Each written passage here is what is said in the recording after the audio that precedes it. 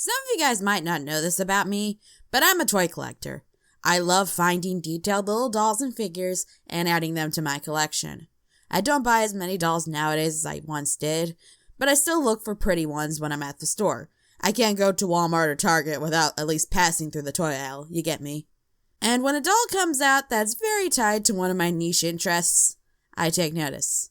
So you can imagine how my spidey senses started tingling when I learned about these dolls, Disney's Attractionistas. I've known about these dolls for a long time, but never really took interest in them until recently. But what are they and how did they come about? Let's try to figure that out together.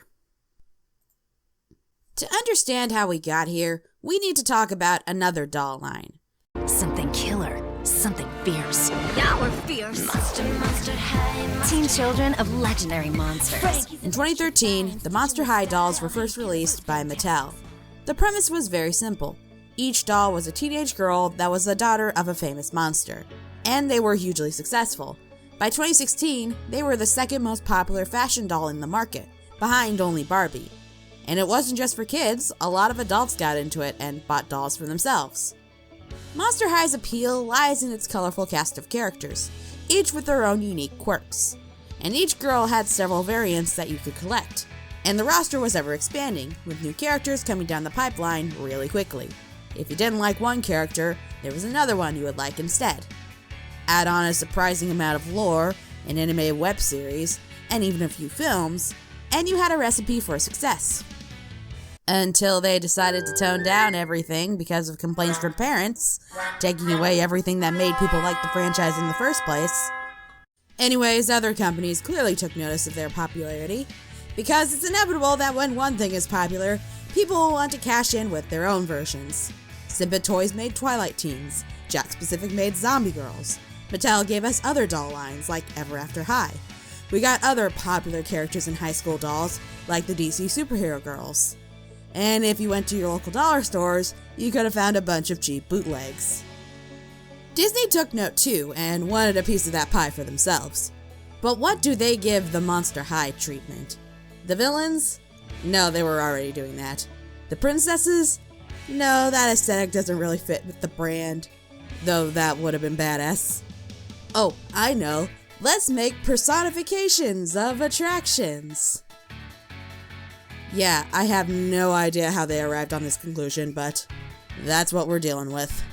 The Attractionistas doll line was first announced in 2014 and were eventually released in July of the following year. So, what were these dolls about? Allow me to read what is printed on the back of each box. Ahem. There's magic in the world if you know where to find it. Do you believe that's true? So do these special friends. They found magic and much more at their favorite places on Earth, Disney theme parks. You see, these amazing girls love to be together at the Disney parks every chance they get. They cherish being able to share all the fun, from the awesome food and cool parades to the cute characters and fantastic fireworks. Now, even though each girl shares a passion for Disney parks with her friends, each is definitely her own person. Each has her own special interests, personalities, and outlook on life. Most of all, each has chosen their own special Disney theme park attraction as their perfect fit. One in particular that seems made for who they are as individuals and where they feel right at home. Something magical happened to these best friends after a tremendous day of Disney theme park fun. They settled into their favorite places to watch the fireworks, but on this night, a bright shining star shone above them, the wishing star. Together they wished, deep in their hearts. They wished they would always be friends. They wished to always connect somehow with these beloved places. And they wished that they could be a part of their favorite attractions, and that it could be part of them. All of this wondrous wishing came true, but that's just the beginning of the story. What happens next? That's up to them, and you. There's probably a simple way I could sum it up. I don't feel like doing it. Anywho, these were basic 1/6 scale dolls with simple head, shoulder, and hip articulation. You could move their arms around in a circle, move their legs forward and back, swivel their heads around, and that was it. Each doll came in a fashionable outfit, hence the portmanteau name, a hat, and an animal friend. If I remember correctly, they were sold in the parks for $25 to $30 a piece, and you can find them in the gift shops of their respective attractions. I believe they were also sold on the Disney Store website for a time. 8 dolls would be released in total, 4 initially, with 2 more waves after. Do you want to meet all of them? Of course you do. Celeste is space obsessed and a science girl. She is the person that loves learning how attractions work and the nitty-gritty science behind them. And she's got a little greyhound named Rocky. Cute. And naturally, with her love of space, her favorite attraction is Space Mountain, which is why she looks like a Frieza Force reject. Pearl is an adventurous girl in love with traveling to tropical destinations. She goes in search of secret treasures to accessorize herself. And she's always accompanied by her faithful parrot, Jolly Roger. So there's one place at Disney that's perfect for her: Pirates of the Caribbean. Hopefully she enjoyed the changes to the auction scene. Gracie... Hang on, roll the intro.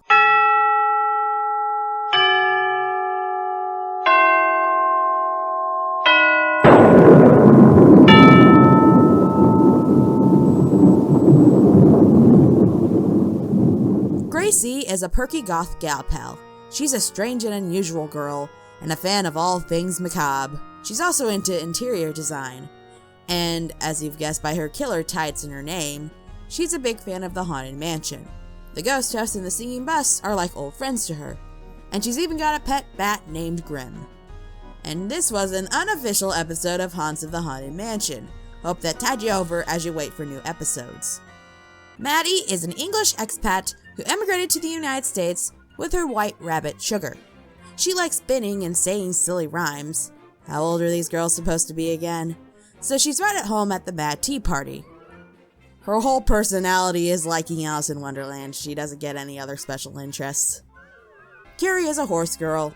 She's super into elegant fashion, looking like she's ready to go to the horse races, accompanied by her faithful dog, Calliope. She's allegedly the peak pinnacle of grace and beauty. She can be found around the carousel in Fantasyland, riding on those horses all day until some poor cast member has to drag her off so other people can have a turn. Nellie is a world traveler and explorer, having been to different locales across the globe, along with her pet Pat Congo. Her passion is wildlife photography, documenting different animals and befriending them along the way. So naturally, her favorite attraction is the Jungle Cruise. Not Kilimanjaro Safari, not Maharaja Jungle Trek, the Jungle Cruise. Her blurb also mentioned that she visited the Belgian Congo as a kid. Yikes. And that hasn't been a thing since the 60s, so again, how old are these girls supposed to be? Holly is another goth gal pal. Her parents run an old hotel that she loves to explore at night with her pet owl Tara. She's really into old Hollywood movies, and horror films are her favorite, which she prefers to watch on a crappy TV. In case the super on the nose biography hasn't clued you in yet, her favorite ride is Tower of Terror, which the box calls the Hollywood Tower Hotel for some reason. Would they have to pay Viacom royalties to call it the actual name? Briar was raised in the wilderness with a huge appreciation for the great outdoors. She loves exploring on foot or in a canoe, all with a song in her heart and with her pet fox Patch accompanying her. Yeah, she's a Splash Mountain stan. Last I heard, she was spamming the Disney Parks Twitter account with tweets about how the Princess and the Frog refurb is an affront to God or whatever. So those were all the girls. I'm sure your life has been completely changed by this information. Moving on. Disney had high hopes that Attractionistas would be a success. They hyped them up for a year before releasing them, and they had entire shelves dedicated to them in stores. Why didn't this become the next big doll brand? Well, first of all, it's kind of a weird premise. Think about other successful doll lines.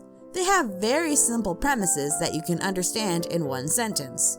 Bratz, girls with a passion for fashion.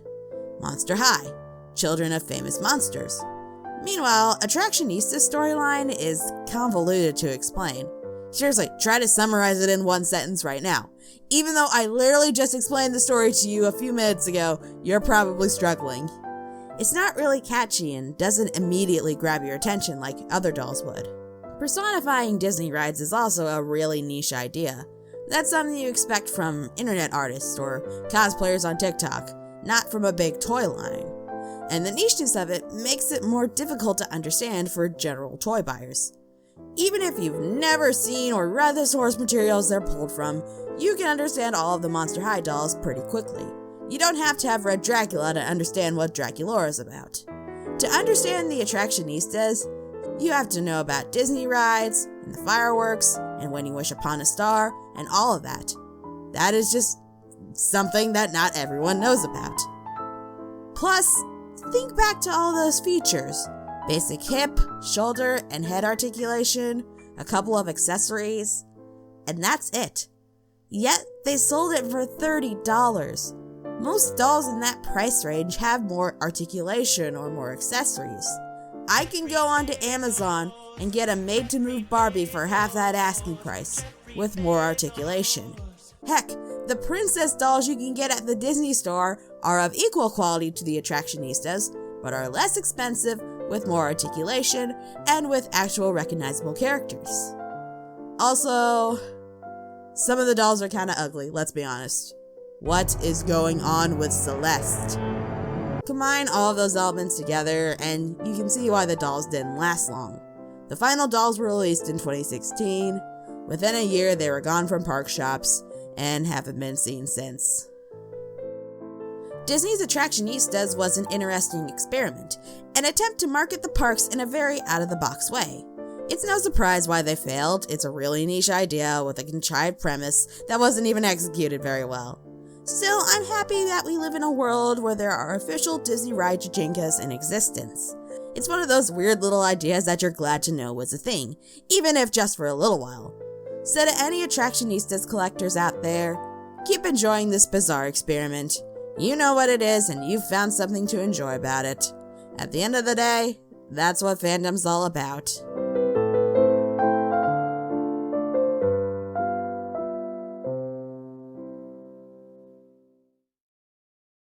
And that concludes the video. Now I'll pass the question off to you. What do you think of the Attractionistas? What do you think could have been done differently to make them more successful?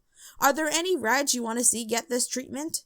That actually sounds like a fun idea. Make up your own Attractionistas OC and tell me about them in the comments. I'll pin my favorite. Whatever you're thinking, let me know down in the comments.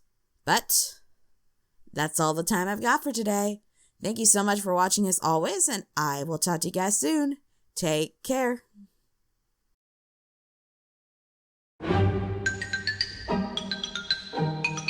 Thank you.